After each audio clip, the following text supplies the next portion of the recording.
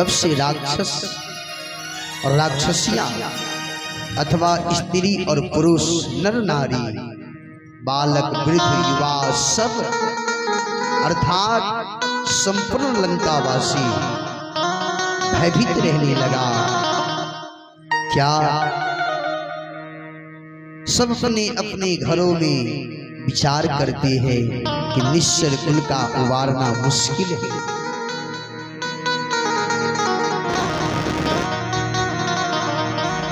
घर घर में नारियां रुदन करती हैं,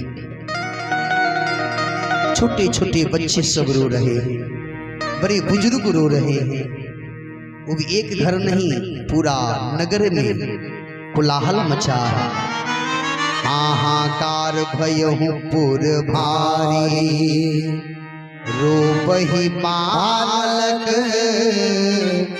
आतुर भारी। हाहाकार भई साहब।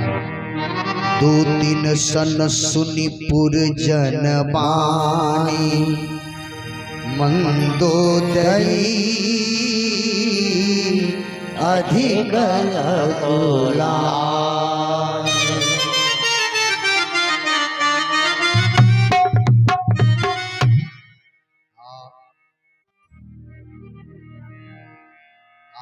भैया मंदोदरी दोनों हाथ जोड़कर कर्तव्य होकर कहती है, क्या कहती है? मैं आपकी पत्नी, और पत्नी का कर्तव्य है कि पति को पतन से बचा ले।